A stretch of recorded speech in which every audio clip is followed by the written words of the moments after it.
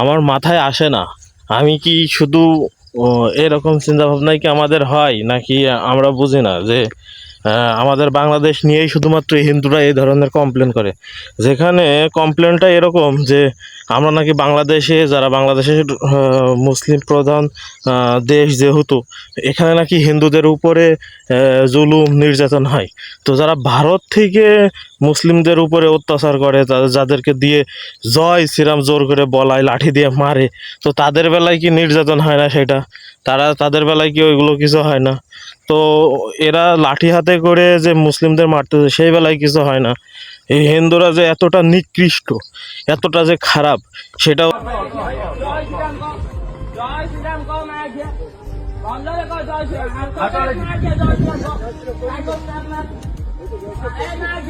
ওদের ব্যবহার, ওদের আচরণ না দেখলে বুঝতে পারবেন না।